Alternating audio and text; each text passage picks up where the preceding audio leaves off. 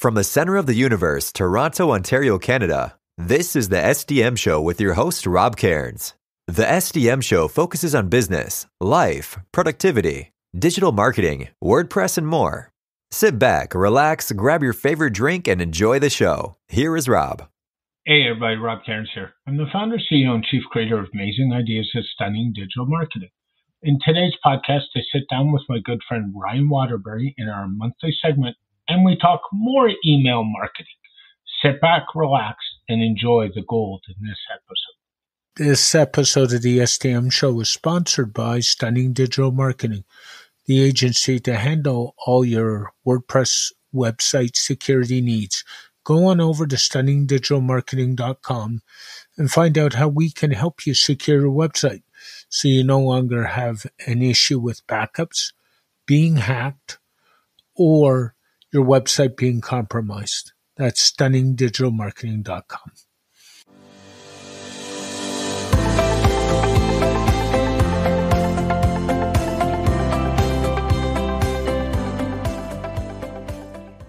Hey everybody, Rob Cairns here. Today I'm here with my good friend Ryan Waterbury, and we're going to talk about more email marketing. How are you today, Ryan?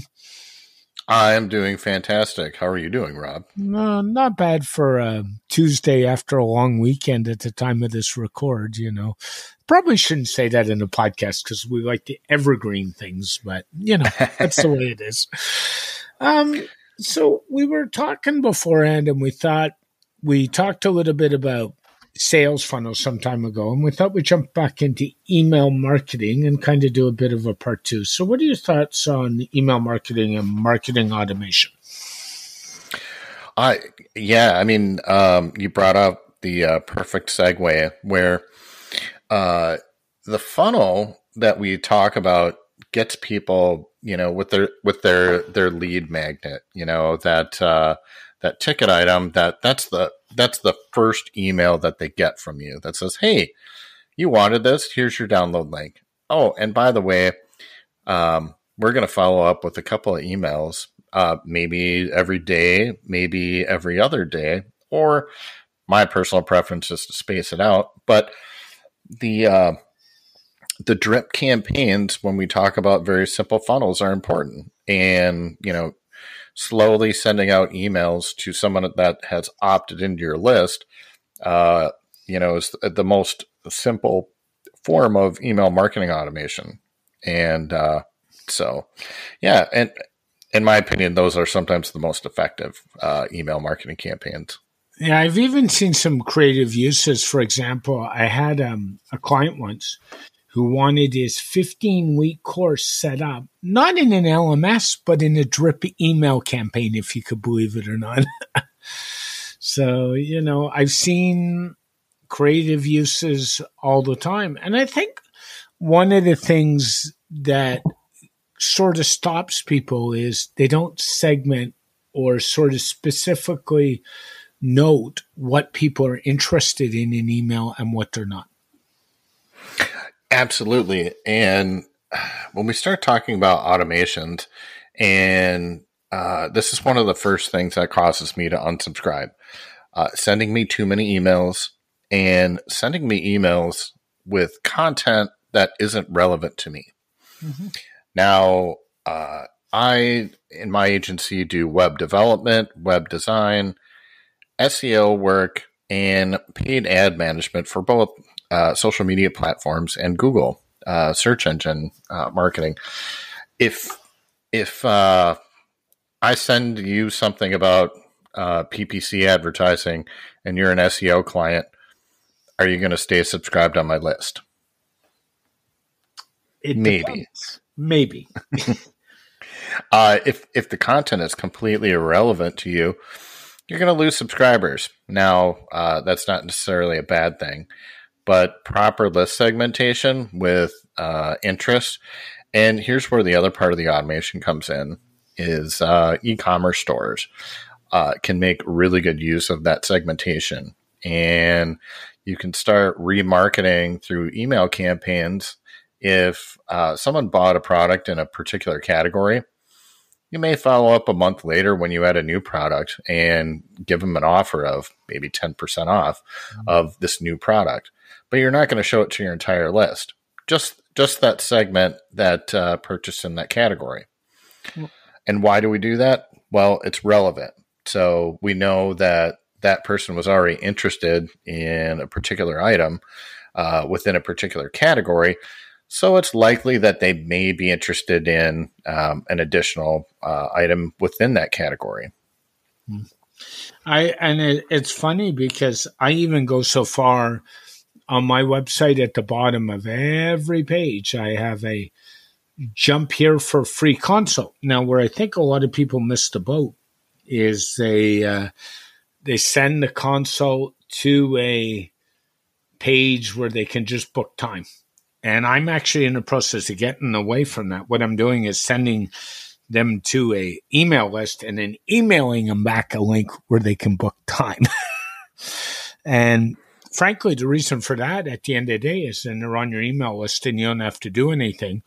And you know exactly what they were interested in because they opted in on a certain page. So then you can tag that page that record appropriately.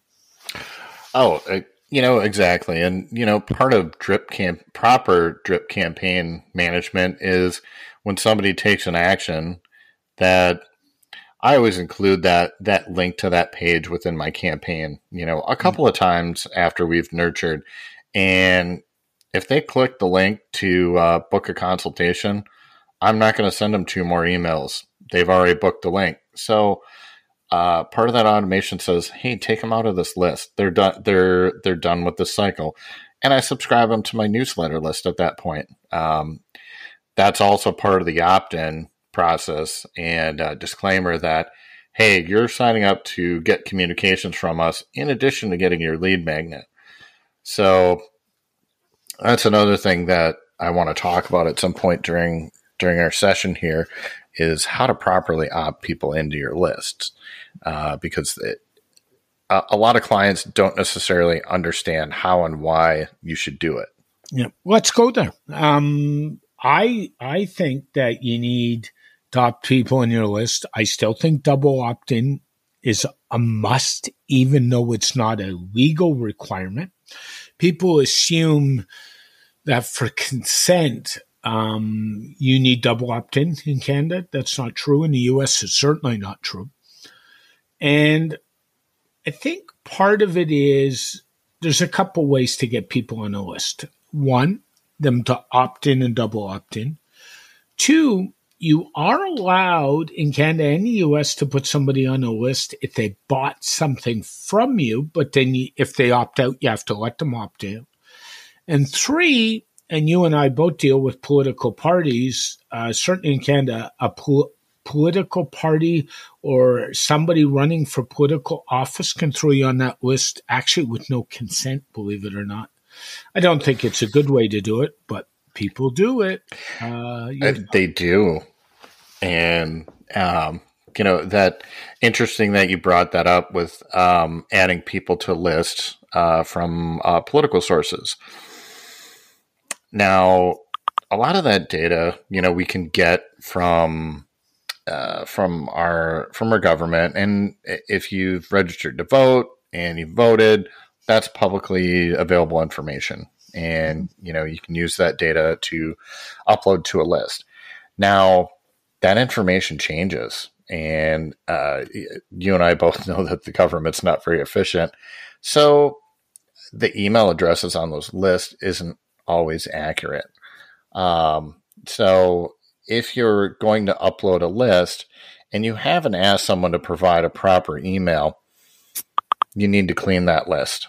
And one of the main reasons that you need to do that is to lower your bounce rate.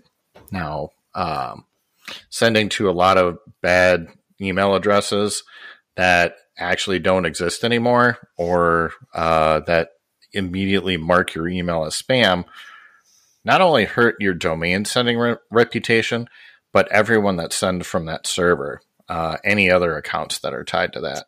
And sending a reputation is really important because it's what keeps your mail out of the promotions box and at the top of their inbox. Yep. How often do you go to your promotions box and just mass delete everything?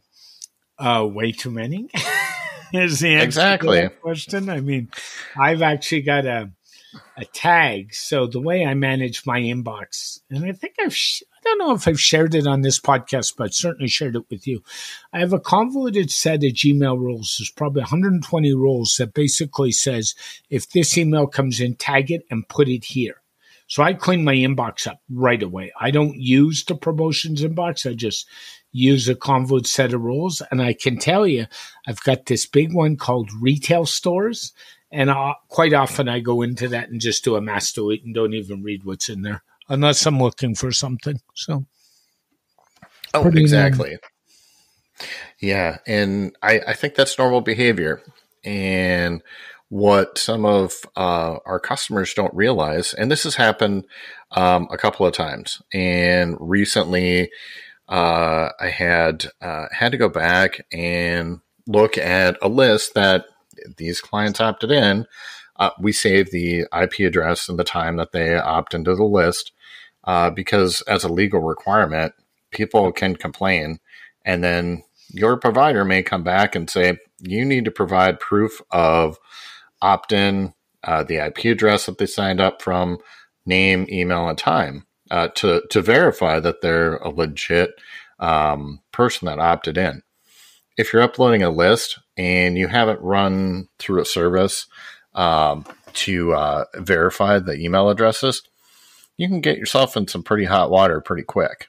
It's true. And the other thing to do too is we're talking about this, but I think it's worth mentioning, and I sort of mentioned it on this podcast in the last couple of weeks. Don't use Gmail or any other mail provider instead of getting proper mailing software. There was a political Republican who was running for office, and he was complaining that Gmail was interfering in the U.S. election because all his emails are going to spam. And it's worth mentioning again, and I feel like I'm beating the drum on this one, is that in Gmail, spam filters are often crowdsourced. So if enough people push that spam button up at the top, your emails are going to go to spam. So, and the other thing Gmail does is if you put too many people in the CC or the BCC, they're going to spam as well. So please, guys, if you're going to do a list, get some proper software in to do it for you. Absolutely. I mean, there are a number of ways to do it, both, I'm going to say free and paid, but you and I both know that the even the freemium solutions out there are an absolute must. Now, you send your newsletter out with ConvertKit right now. I'm in the process of migrating to Fluent CRM. Yep. But what are some of the other softwares that you've used and like in the past? I've used MailChimp at times. I've used MailerLite at times. I've used ActiveCampaign at times. The big issue with ActiveCampaign is deliverability is really good, but the interface is antiquated and not been updated. I've even used Infusionsoft at times. I'm actually Infusionsoft certified, and that's a product I try to stay away from. I just find it so expensive for what you get. Personally, I really like the drag and drop interface in ConvertKit. What else have I used? I've used Sendinblue. I've used Campaign Monitor, which is out of Australia before. I've probably used like most of the big ones. And the key is I've even used Constant Contact, if you can believe that, before they were bought. So I've used pretty well the who's who of mailing packages, personally. And MailPullet, which runs out of the WordPress dashboard. Yeah. A lot of my customers are using MailPullet. We have an agency license for MailPullet. I've been using MailPullet for quite a while. And one of the things that I like and also dislike about MailPullet is the fact that they have a zero BS policy for spam, and they require your subscribers to be opted in. they have just, I think it's like 0.3% lower spam filter rate than Google and Microsoft Exchange, which I think it's great. Their deliverability is fantastic when they do that, because you're going to get in the inbox and stay out of the promotions box for everyday people. But that comes at an expense that those rules can get pretty strict pretty quick.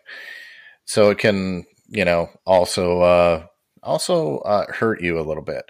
But if you're managing your list properly, you're segmenting to keep you're sending to proper interest groups, and you're also doing email validation, then you shouldn't have any problems with that.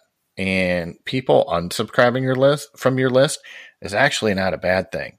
You want the more that people open your emails and engage with your content in a higher percentage, the better off you are as far as the sender score. You become more trusted. So when someone hits unsubscribe, I'm going to tell everyone right now, that's not always a bad thing. That just means that the content wasn't for them. And that's just fine. Yeah, I would also suggest to anybody, and I think I said this in part one, but it's worth mentioning again, if somebody hasn't opened any of your emails in a time that you decide appropriate, you should move them and tag them into a long-term nurture sequence and not your standard emails. And by a long-term nurture sequence, all that is a touch base every so many months to sort of say, are you alive kind of deal? And don't send them your regular emails, because you'll actually impact your deliverability scores if you keep sending them emails that they're not opening, believe it or not. Right. And some people and some businesses are very cyclical, and they get busy, and they want the content, but they don't necessarily have time to interact with it. And so a good rule of thumb to pull somebody out of that active, engaged subscriber role is 6 months if you're sending on a weekly basis. Now, if you're only sending monthly or even quarterly, you can start looking at a 12 to 18 month cycle where you pull them back into that not engaged subscriber. And that it's absolutely important to have that nurturing and re-engagement cycle that, marketing automation and all the email platforms that you mentioned are capable of it, but it takes time and knowledge to set up. And also, you need to know what to say to your clients in that nurturing segment that, hey, we still have great content, and you ask them to, open newsletters or ask them a question on, what they want to see in the newsletters during that nurturing cycle. But it's important to re-engage with them. Yeah, I actually, you say 6 months. It's funny because I actually go even shorter than that. For me, I'm kind of into the 2 to 3 month period, but you also got to find out what works for you, and that's the important thing. And not every business is a one-fits-all model, as far as I'm concerned. So that's the other thing to think about. Yeah, not at all. I mean, that's a good point. That re-engagement with somebody, within a month or two, or even sooner, it depends on your send cycle. So if you send daily and somebody's dropped off, I give them a couple of weeks, and then get them in that re-engagement campaign, or just a single email drop. That's different from your regular sending cycle. Yep. It all depends on how often you send. Yep. And that's another thing that, for me, I don't want to hear from you every day. Even if I care about your content and it's something that I do every day, my preferences are not to get emails from you every day. Nope. That's just me and my preferences. So that's the other thing. You need to find a cadence that your audience is comfortable with, that they enjoy, and that also that you can maintain. So writing a daily email, it's a tough thing. And it's not a cadence that every business owner can keep up with. It's so true. I typically do myself. I'm usually like twice a week, if at all possible. And then some weeks I'll throw a third one in, like at the time of this record, WordPress 6.0 just came out. So I'll probably throw in a quickie tomorrow just to remind people it's out and here's the release notes. But I won't do much more than that. I mean, I think, honestly, if you're doing any more than that, I think you're pushing your luck, so to speak. And I don't think that's a good idea. So that's just my opinion. Yeah, and it's something that you can either test or go with your gut feeling. I've done testing with my audience, and for a while I was doing monthly, and I saw okay open rates into the 40% range. As soon as I went to weekly, I saw it drop. That was too often. But bi-weekly, I see people open well above 50% on my list. And my list isn't very big, but my subscribers are engaged, and that's what you want. If you have a list of 50,000 people and less than 10% open your email, well, you're still talking to a big audience, but that's a whole chunk of your list that's not reading anything that you're saying.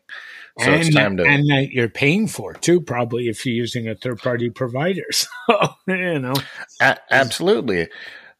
So that's interesting that, when we talk about these different services, they have different billing models, and some of them are, per subscriber. And that could mean someone that's just in your list database. They could not even be engaged. They could be off your sending profile, and you're still being billed, for them as a subscriber. So good list maintenance is an absolute must if you want to get serious about email marketing.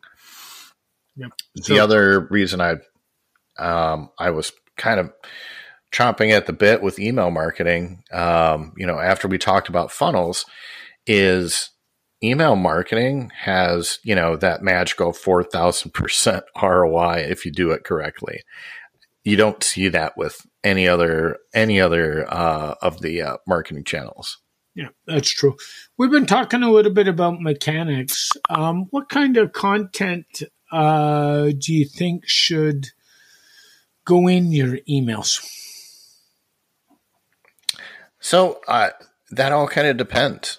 And on my landing page to sign up, it's pretty no nonsense. I explain exactly what I'm going to write about. And I have a little bit of state of, what my business is doing to improve.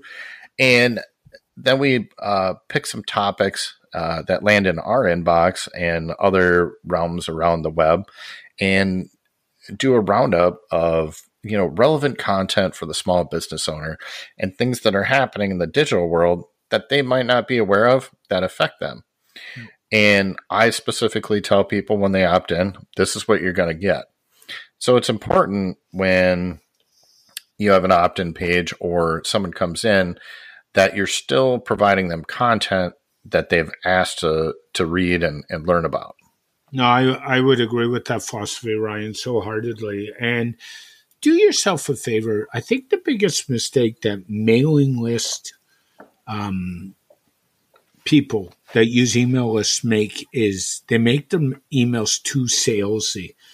And I know for me, I probably throw out a sales sequence or a sales offer in an email that's really salesy, maybe once a month. I think it's more important to present yourself as an expert, build the relationship, and then talk about the salesy side. Oh, absolutely. Recently it was something that I've been toying with, and I'm always, one to have a little more granular control. We took email sending in-house, and we're managing our own SMTP servers in a couple of different data centers for redundancy.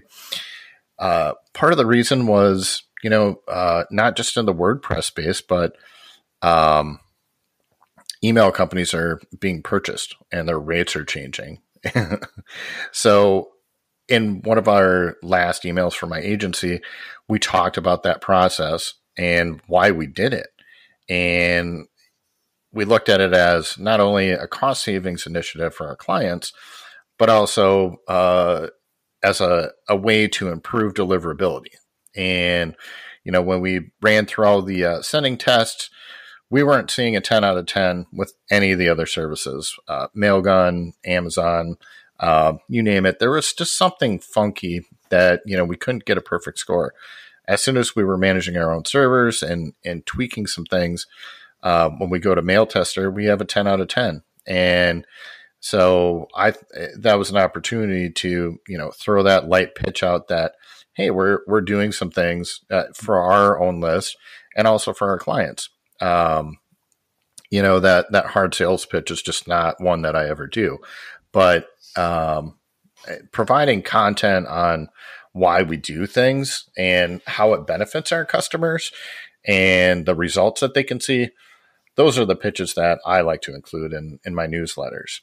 No, I would agree with you and give them the benefits and things like that. Mm-hmm. Do you have any other good tips on running a newsletter that are worth mentioning? Consistency. And this is something that I struggle with too. I was kind of waiting for WordPress 6.0. My newsletter is bi-weekly and comes out on Monday. Mondays and Fridays, I found I got the highest open rates on those 2 days. So, I like to stick to that schedule. And when you start being more consistent and you have a good user base, they're actually waiting for your newsletter. I mean, they know it's going to come in, and they're more likely to open it when it comes at that prescribed time. Yep. So again, just with any kind of content marketing, whether it's a blog or a newsletter, consistency is really one of the things that I see a lot of people fall down on. They may have great content, but it's at different times of the day. It's not on a regular schedule. So that's one of the biggest improvements that I can see, and that I would recommend that anybody that's running a newsletter to do. You have to start somewhere. I agree. And with any type of content, I know I do typically Mondays and Thursdays, unless Monday's a long weekend, and I'll do Tuesdays and Thursdays. The other thing that's worth mentioning is the format. The format should be consistent as well. So typically the way I do newsletters, and as you know, is I usually write a quick blurb. Then I'll share some tips and tricks and interesting articles from the web. And before that, I'll even share my podcast, but it's always the same order every time. And then on Thursdays, I typically do what I call one or two hot topics, and then I'm done. But people know that the podcasts are going to be in the Monday newsletter. The Thursday is going to be more a hot topic. And I think that makes a difference too, as well. Oh, absolutely. Formatting's a big thing, and how you deliver that information. I'm not one for reading, long emails every day. That's just, how I like to consume content. Mm-hmm. So the newsletters that I like, hit those highlights, maybe have a link to read in more for a blog post on their own site or somebody else's, and hit topics that I like. So I think that's a great formula. Yeah, it just takes time to develop it. I've kind of tinkered with it a little bit over the last while. And, that's how you find out, is actually ask your list what they want to. Yeah, absolutely.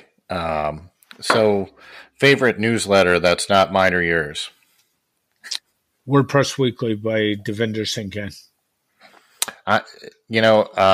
That's my favorite as well. I think he does a really good job of hitting the highlights in a nice, concise manner. And on a dime, it comes out exactly at the same time every week. He does a really great job. Yeah, he's a little different. I find where, again, I struggle with is mine comes out on Monday, but is it noon or is it 2:00? And that's a bit of an issue, but one I'm working on. So that kind of helps. But I'm also not a big fan, truly, of putting up my newsletter first thing in the morning, because so does everybody else. And we always read all these stats that say optimally a newsletter should go out at 5 or 5:30 a.m. Well, my response to that is no, because then I get lost in the shuffle. And marketing is all about disruption and doing something different. And if you do the same things that your competitors do, what's the point? And anybody who doesn't believe me, I direct them to a book by Robert Bloom that I tout called The Inside Advantage, and say, go read that book and then come back to me. I've done a lot of testing with a lot of newsletters that I've managed for myself and for clients. And you really have to find that time that works. And it's not an exact science, but you can tell when you have a higher open rate. And you see that percentage, grow consistently when you send it that slot. That's ironically how I found that Mondays at noon Central Time gave me the highest open rate. A lot of my clients are in Central Time, and I started noticing, like you said, the first thing in the morning inbox email. Well, everybody's doing that. So I scroll by those. The next slot is 9 a.m. now. So I'm starting to see emails pile up at 9 a.m. because that's, a regular workday start when people are opening their work emails. But that noontime email is what I found that got me my highest open rate and highest engagement rate from links and any offers that I put in. But it took some time and testing on what day, what time, and that's with all marketing. It's all about testing and finding out what your customers really like. I think so. And it's about, I hate to say it, it's about disruption. Marketing's 100% about disruption. And if what they're doing is checking all their email at 9 o'clock and that's their cycle, you're really not disrupting that cycle, so to speak. And most people don't get that. Yeah, I found people that were casually reading their email over the news hour or over the noon hour did well for me. I work with a lot of smaller nonprofits and entrepreneurs that may not be running their business as their full-time job yet, and they're looking for advice and tips, maybe on their break times. And that slot worked well for me, even for my corporate clients. They read more of my emails at noon than they do at 9 a.m. or 5 p.m. Yeah, it's one of the reasons in my newsletter, and I know you read it, I include tips like for mental health for business owners. I include tips for productivity for business owners or links, because I think that's just as important as what we do every day. And I'm so a mindset type of guy that I actually think that's really important for a small business owner. Yeah, and I think our newsletters are geared towards our customers, and the stuff that they come and ask me questions about gives me content ideas to put in the newsletter. Because if one customer is having an issue, and like you said, it may not be a technical issue. It might be how to manage your time so you can be a little more stress-free during the day, or how to organize your business, with your local Secretary of State and how you file that. It's all about, reading your audience and giving back to them help. It's so true. Do you have any other or tips, or what your number one tip is for somebody starting a newsletter? Number one, make sure your clients are actually opted in and want to receive content from you, and then give them stuff that they want to read about on a consistent basis. If you follow those two things, everything else gets easier. So true, Ryan. Thanks for joining me. We're going to keep this monthly series going. So, if you're looking for the stuff that Ryan and I do together. It comes out the first Friday of every month. So thanks for listening. And Ryan, thank you. And if somebody wants to get a hold of you, how's the best way? Best ways are at One Dog Solutions on any of the major social media platforms. OneDog.Solutions is my website and also where you can sign up for my newsletter. Or Ryan.Waterbury at OneDog.Solutions. Email me if you want to have a chat and learn more about what we're talking about. Thanks, Ryan. Have a great day. Thank you. This episode of the SDM Show is sponsored by Stunning Digital Marketing, the agency to handle all your WordPress website security needs. Go on over to stunningdigitalmarketing.com and find out how we can help you secure your website so you no longer have an issue with backups, being hacked, or your website being compromised. That's stunningdigitalmarketing.com. A very special thank you to Ryan for joining me on this edition of the SDM Show to talk more email marketing in our monthly segment. This segment typically airs the first Friday of every month, so next month join Ryan and I again as we talk about something to do with marketing or web design to help your business. Thank you for listening to this edition of the SDM Show. The SDM Show is brought to you by Rob Cairns and Stunning Digital Marketing. For more information about Rob Cairns and Stunning Digital Marketing, go to stunningdigitalmarketing.info. From here, you can connect to us on social media, go to our website, and even go to the podcast to subscribe.